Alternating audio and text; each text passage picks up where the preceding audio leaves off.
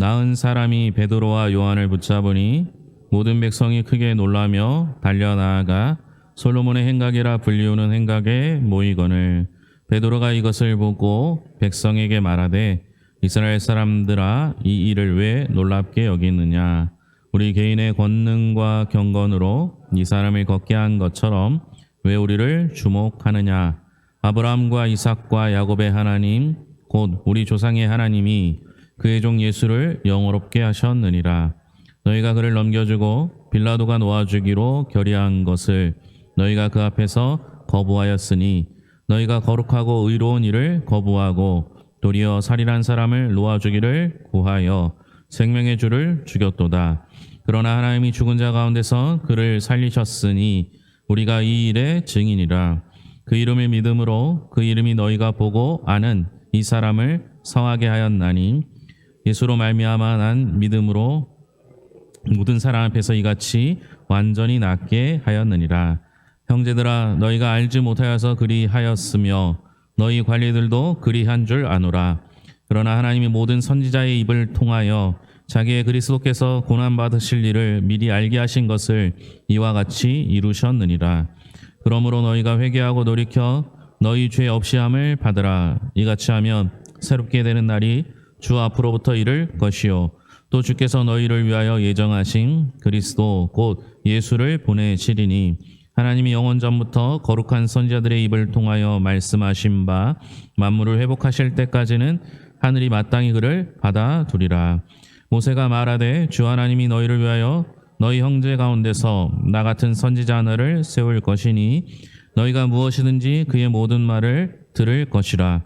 누구든지 그 선지자의 말을 듣지 아니하는 자는 백성 중에서 멸망받으리라 하였고 또한 사무엘 때부터 이어 말한 모든 선지자도 이때를 가리켜 말하였느니라. 너희는 선지자들의 자손이요 또 하나님이 너희 조상과 더불어 세우신 언약의 자손이라.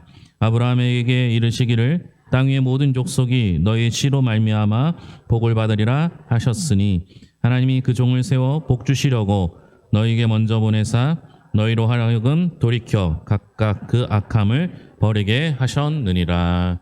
아멘. 찬양대에 찬양 있겠습니다.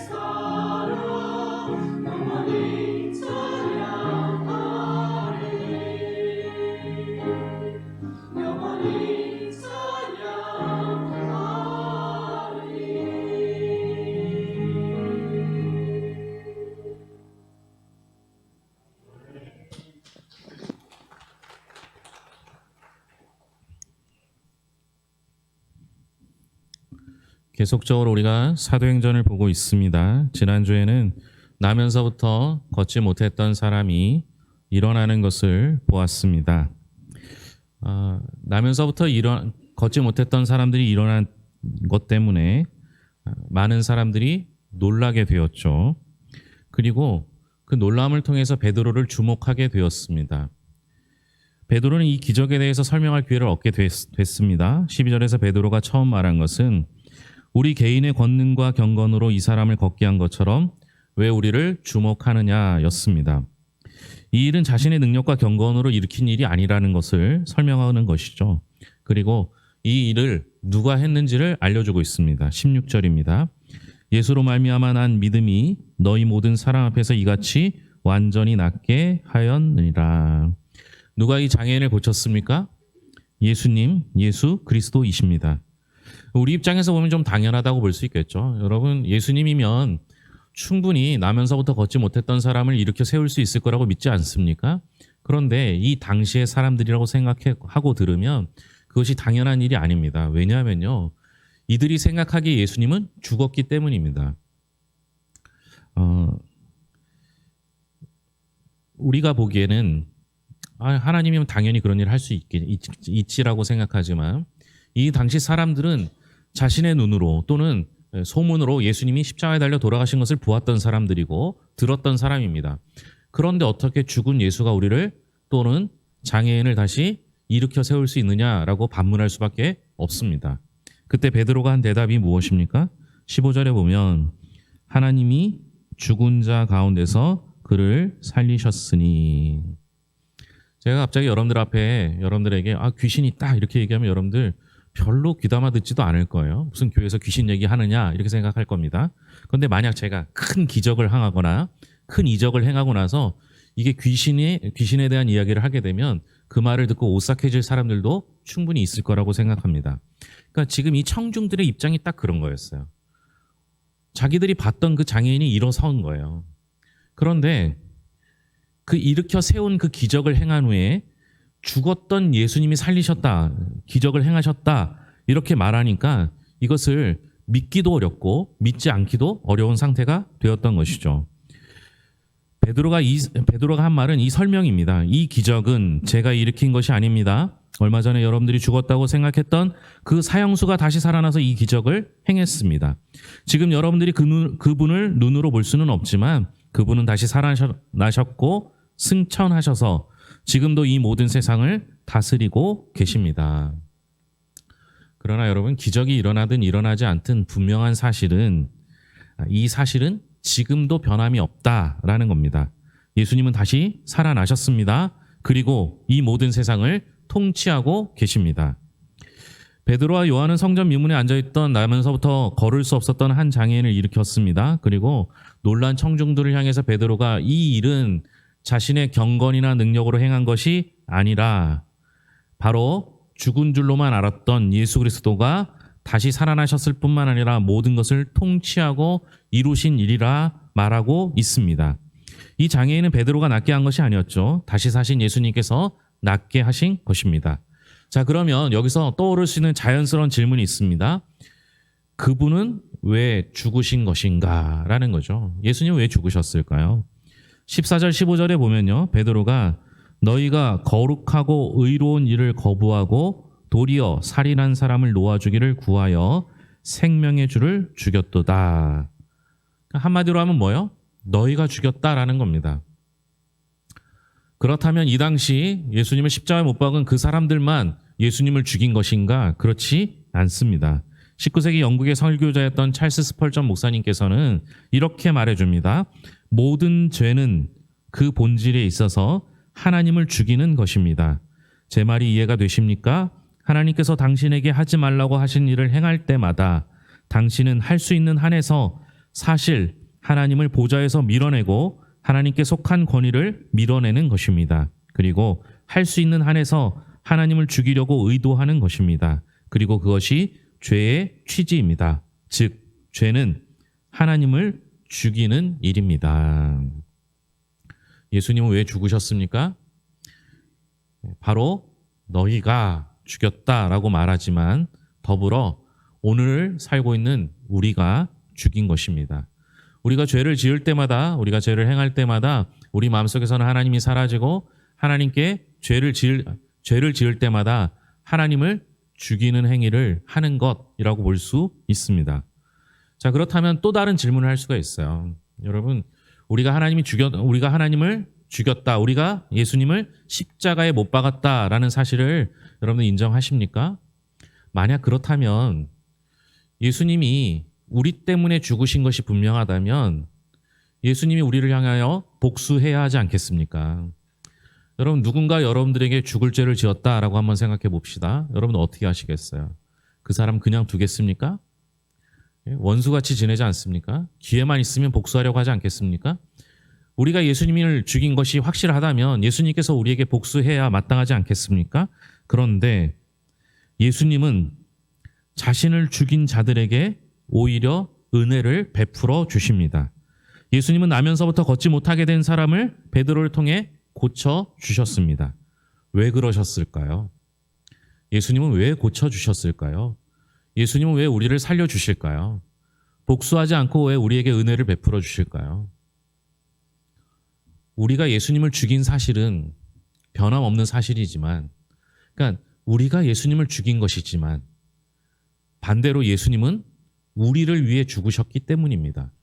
그러니까 우리를 위해 죽으셨기 때문에 우리에게 은혜를 베푸실 수밖에 없는 것이죠. 저는 이 사랑이 우리를 변화시킬 거라고 믿습니다. 우리가 십자가를 바라본다면 죄를 서서히 미워하게 될 것입니다. 우리가 그리스도를 사랑하면 사랑할수록, 또한 회개하면 할수록 그분을 십자가에 못 박았던 그 칼이, 내 죄가 미워지고 벗어나고 싶어질 것입니다. 우리는 지속적으로 죄를 고백하며 날마다 주님을 바라보아야 할 것입니다. 베드로는 솔로몬 행각에서 모인 많은 사람들에게 설교하면서 사실은 그들이 예수님을 죽였고 예수님은 죽음에서 살아나셨다라고 말해줍니다. 그리고 청중들에게 요청하는 게 하나 있는데 그게 회개입니다. 그냥 회개하라는 것이 아니라 회개하면 유익이 있다라고 말하는데요. 세 가지 유익이 있습니다. 첫째는 우리의 죄가 지워진다라는 겁니다. 19절에 보면 베드로는 회개하고 돌이켜 너의 죄 없이 함을 받으라 라고 말합니다. 헬라어로 직역하면요, 너희 죄가 닦일 것이다 라고 하는 겁니다. 이게 복음의 영광스러운 요약이에요. 윌리엄 바클레이라는 신학자가 그 당시에는 글을 파피루스라는 그곳에 쓰는데요. 여기다가 잉크를 쓰는데 이 잉크에는 산이 들어가 있지 않아서 정착되지 않는 거예요. 그래서 아무리 말랐다 하더라도 젖은 수건으로 또 젖은 스펀지로 닦아버리면 흔적도 없이 사라진다라는 겁니다. 그러니까 우리가 회개하면 하나님께서 우리의 죄가 아무리 진홍같이 붉을지라도 흔적조차 없이 지워주신다라는 겁니다. 회개하면 우리의 죄가 닦여질 줄로 믿습니다. 둘째로 회개하면 새롭게 되는 날이 온다라는 겁니다. 복음은 정말 믿는 사람을 새롭게 합니다. 복음은 새로운 힘을 줍니다. 복음에서 말하는 하나님은 너의 죄가 정말 닦였다. 내 영원한 아들 예수 그리스도가 순결한 것처럼 너는 순결하단다라고 말한다라는 겁니다. 뮤지컬 맨 오브 라만차의 주인공인 도키호테는 또 다른 여주인공이자 여관에서 일하는 매춘부인 알돈자를 귀부인이라는 의미의 둘시네아라고 부릅니다. 그러니까 이 알돈자가 이 이야기를 들을 때 어떤 생각이 들었겠어요. 자신의 처지를 아는데 돈키호테가 미친 사람처럼 보였던 거예요. 그래서 그 얘기를 해도 잘 듣지도 않고 귓등으로 들으면서 생각도 하지 않았습니다. 그런데 반복적으로 그 돈키호테가 둘시네아라고 이름을 부를 뿐만 아니라 그를 귀하게 대접해 주었습니다. 대해 주었죠. 후에 알돈자는 내 이름은 둘시네아예요 라고 말하며 이전과는 다른 새로운 삶을 살게 된 것입니다. 우리는 죄를 지었지만 회개하면 하나님께서 우리의 죄를 닦아주실 뿐만 아니라 우리를 하나님의 자녀라고 귀하게 높여주십니다. 그것이 반복되어지면서 우리가 하나님으로부터 높여지는 놀라운 일들을 겪게 되는 것이죠. 셋째로 회개하면 회개한 사람들은 장차 오실 그리스도를 바라보는 신부가 된다라는 겁니다. 우리를 위해 예정하신 그리스도 예수가 오실 것입니다. 그분이 우리를 변화시키십니다. 지상에서의 삶의 전부가 아니라는 것, 지금의 삶이 비루하고 약하지만 온 우주를 소유하시고 통치하시는 완전하신 분이 나를 위해 오실 것이라는 이 희망, 이 마음은 지금 우리의 삶을 바꾸고 새롭게 합니다. 그러니까 우리가 살고 있는 이 세상은 희망이 없을지 모르지만 굳건한 희망을 가질 수 있는 이유는 주님이 다시 오실 것이기 때문이라는 것이죠. 이 복음을 굳게 붙든다면 우리 모두 사도행전에서 말하는 담대한 성도의 삶을 기쁘게 살아갈 수 있을 줄로 믿습니다. 베드로는 한 장애인을 기적적으로 일으켰고 이제 그 의미에 대해 설명하려고 합니다. 특히 우리가 읽은 본문은 두 가지를 가르쳐주고 있어요. 첫째는 예수님께서 지금 하늘에 계시지만 언젠가는 만물을 회복시키실 것이다 라는 사실입니다. 21절입니다. 21절 같이 읽겠습니다. 하나님이 영원 전부터 거룩한 선지자들의 입을 통하여 말씀하신 바 만물을 회복하실 때까지 하늘이 마땅히 그를 받아두리라. 여러분, 우리는요 나면서부터 걷지 못했던 이 장애인이 일어나 걷는 것을 보면서 기적이라고 생각합니다. 이 기적이라는 것은요 상상할 수 없는 일이 일어나는 것이기도 하지만 우리가 생각하기에 기적이 일어나는 것은 비정상적이라고 생각할 때가 많아요. 무슨 얘기냐 하면 이런 일이 일어나는 건 있을 수 없는 일이라고 생각하는 것이죠. 그래서 우리는 장애가 없는 세상, 모두 다 아름다운 세상이 비정상적이라고 생각할 때가 많이 있다라는 거예요. 근데 여러분, 성경은요 이것을 비정상적인 세계라고 말하지 않습니다. 태초에 하나님이 천지를 창조하실 때 아름답게 좋게 창조하셨죠. 그런데 무슨 문제가 생겼습니까? 사탄의 유혹으로 말미암아 죄가 안으로 들어와서 정상적이었던 것을 비정상적으로 만들었던 것이죠. 여러분, 우리가 하나님을 믿으면 우리의 죄가 사라지고 이 죄가 사라지면 비정상적인 것처럼 보이는 이러한 기적들이 그냥 일상처럼 일어날 수 있다라는 거예요. 저는 그것을 믿습니다. 언젠가 우리가 하나님 안에서 완전히 회복되는 그날을 꿈꿀 수 있다라는 것이죠. 하나님 우리를 회복시키시는 분이세요. 그럴 만한 능력도 있으신 것이죠. 이제 우리가 해야 할 일은 하나님 앞에 바로 서는 거예요. 내가 무능하다는 것, 무지하다는 것, 내가 부족하다는 것을 깨닫고 하나님을 의지하는 순간 우리가 약하다는 것, 일어설 수 없는 존재라는 것, 하나님 앞에 들어가 예배할 수 없는 존재라는 걸 알고 나면 하나님께서 우리를 일으키셔서 마치 안전뱅이가 성전 안에 들어와 주님을 찬양했던 것처럼 우리의 약함을, 우리의 허물을, 우리의 상처를 주님께서 치유하셔서 주님 안에서 예배하는 자로 회복시키신다라는 겁니다. 그 회복은 일부의 회복이 아니에요. 완전한 회복을 뜻하는 것이죠. 그래서 오늘 우리에게 주시는 하나님의 은혜는 회복의 은총이라는 겁니다. 두 번째는 예수님께서 우리의 선지자가 되신다라는 겁니다. 베드로는 신명기 18장을 인용하면서 예수님의 최종적인 선지자임을 말씀하고 계십니다. 선지자는 어떤 존재입니까? 하나님에 대해서, 하나님이 어떤 일을 하시는지에 대해서 말하는 사람입니다. 그러니까 말로 전하는 존재입니다. 그리고 성경은 예수님이 바로 그 최종적인 선지자일 뿐만 아니라 최종적인 말 그 자체라고 설명하고 있어요. 요한복음 1장 1절을 보면 태초에 말씀이 계시니라. 이 말씀이 하나님과 함께 계셨으니 이 말씀은 곧 하나님이시니라. 말은 그 사람이 어떤 사람인지에 대한 최종적인 계시입니다. 이렇듯 예수 그리스도 안에서만 우리는 하나님을 알 수 있습니다. 예수님은 최종적 선지자이고 최종적인 말이십니다. 주님을 통해 하나님을 더 깊이 교제할 수 있기를 바랍니다. 베드로는 성전 미문에 앉아있던 한 장애인을 일으켜 세웁니다. 이 기적을 보며 놀라는 사람들에게 베드로는 이 자신의 경건과 능력이 아닌 예수님의 능력으로 이 장애인이 고침받았다라고 말해줍니다. 그러면서 사람들이 사실 죽었다고 생각했던 그 예수님이 부활하셨을 뿐만 아니라 지금도 온 세상을 통치하신다라고 말해줍니다. 그렇다면 예수님이 왜 이 땅에 오셨을까요? 26절을 보면 말해주는데요. 26절 같이 읽겠습니다. 하나님이 그 종을 세워 복 주시려고 너희에게 먼저 보내사 너희로 하여금 돌이켜 각각 그 악함을 버리게 하셨느니라. 두 가지를 생각해 볼 수 있는데요. 그 악함을 버리게 하셨다라는 겁니다. 하나님께서 이 땅에 오신, 예수님께서 이 땅에 오신 이유는 악함을 버리게 하기 위해 이 땅에 오셨다는 겁니다. 팀 켈러 목사님이라는 분이 있는데요. 이분이 2층 집에 사신대요. 뭐 2층 집까지 설명하느냐 그럴 수 있겠지만 주로 2층에서 책을 보고 강의를 준비하고 설교를 준비했다고 합니다. 근데 아들이 셋이래요. 아들 셋이란 얘기만 들어도 끔찍하신 분들 있겠죠. 근데 이 아들이 셋이에요. 그 아들이 셋이서 밖에서 마당에서 놀 때 그냥 잘 노는 건 아니잖아요.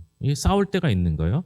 그러면 엄마는 출판사 다니까 출근했고 아빠가 2층에서 서재에서 책을 보다가 아이들이 싸우는 소리가 나면 이제 창문을 열고 밖에다가 얘기합니다. 얘들아 싸우지 마라. 애들이 안 싸우면 참 좋겠죠. 그런데 아빠 목소리가 들린 지 얼마 되지 않아서 또 싸우게 되는 거예요. 그러면 여러분 같으면 어떻게 하시겠습니까? 또다시 창문을 열고 이야기하시겠습니까? 아니죠. 내려와서 아이들을 각각 분리시키고 떨어뜨려 놓고 아이들에게 타이르게 됩니다.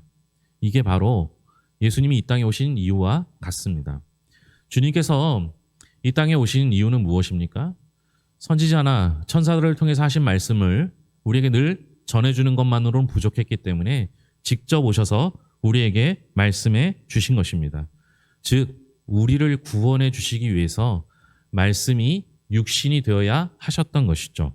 둘째로 예수님은 우리에게 복을 주시기 위해 오셨습니다. 본문에서의 복은 무슨 복이에요? 하나님과 교제하는 복이에요. 저는 이 복이 정말 귀하다고 생각합니다. 여러분 우리가 복 받는다고 할 때 무슨 복을 원하십니까? 저는 우리가 받을 수 있는 최고의 복은 하나님과 교제하는 거라고 생각합니다. 여러분 교회 안에 여러 가지 교제가 있을 수 있겠죠. 우리 교회는 교제가 없다라고 말하는 분들이 있어요. 여러분 그렇지 않아요. 제가 생각하는 최고의 교제는 하나님과 교제하는 겁니다. 그런데 만약 여러분 먹고 마시고 웃고 떠드는 것이 교제라고 생각한다면 그런 교제는 교회 아니어도 할 수 있어요.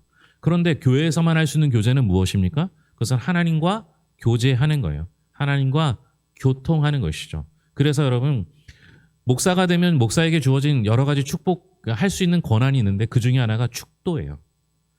축도는 고린도후서 13장 13절의 말씀을 인용해서 하는데요. 주 예수 그리스도의 은혜와 하나님의 사랑과 성령의 교통하심이 너희 무리와 함께 있을지어다. 여러분 삼위일체 하나님과 함께 교제하는 게 목사가 축복 기도할 수 있는 가장 큰 기도, 여러분들이 누릴 수 있는 가장 큰 축복이 되는 것입니다. 그래서 예수님은 이 땅에 오셨습니다. 우리에게 말을 거시기 위해 오신 것이죠. 우리랑 교제하도록 하시기 위해 그분이 아기가 되셔서 이 땅에 오셨습니다. 그리고 항상 하려고 하면 낮아지고 연약해져야 합니다. 아이들의 언어를 쓰는 거죠. 영어밖에 모르는 사람에게 영어를 배워서 하는 것처럼 하나님께서 우리를 위하여 친히 이 땅에 오셔서 우리말을 사용하신 것입니다. 그리스도께서 여러분들에게 말을 거시려고 이 땅에 오셨습니다. 그분이 유대 땅에 오셔서 아람어를 배우시고 목공을 배우시고 율법을 배우셨습니다. 그분이 여러분들을 이해하고 싶으셔서 먼저 낮아지셨습니다. 먼저 자신을 낮추셨습니다. 그분은 그것 때문에 나사렛 사람이라고 시골 사람이라고 조롱당했고 세리와 죄인과 창기와 어울려 노는 사람이라고 비난받았으며 먹기를 탐하고 포도주를 즐긴다고 욕을 먹었습니다. 그분은 마치 바보처럼 되셨습니다. 왜요? 왜 그렇게 되셨어요? 우리랑 소통하기 위해서였다라는 겁니다.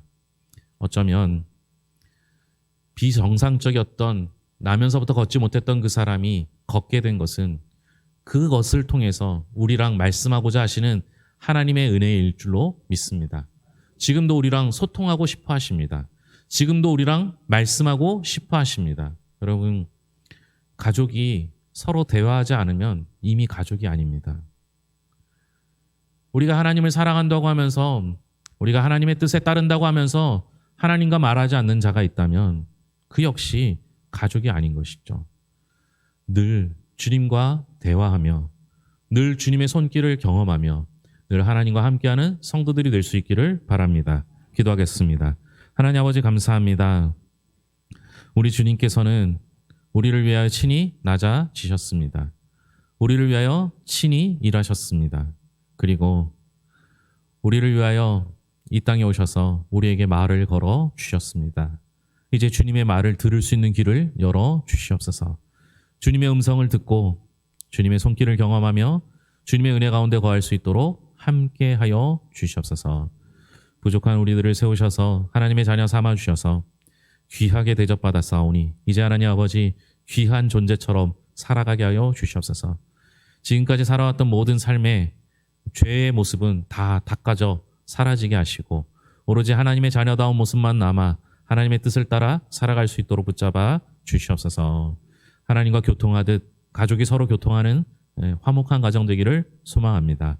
자녀들 복되게 하시고 그 자녀들이 어디서든지 꼭 쓰임받고 귀한 일꾼들이 되게 하여 주시옵소서. 더불어 하나님 아버지 연로하신 부모님들 붙잡아 주셔서 강건케 하시고 믿음이 연약해지지 않도록 붙잡아 주시옵소서. 특별히 온 가족 구원을 위하여 기도하는 영혼들 있습니다. 하나님 모든 가족 구성원들이 예수 그리스도를 영접하게 하시고 다음 명절 때는 함께 예배하는 가정 되게 하여 주시옵소서. 여러 가지 기도 제목들이 있지만 하나님께서 다 들으시고 응답하여 주실 것을 믿으며 모든 것을 예수님의 이름으로 기도합니다. 아멘.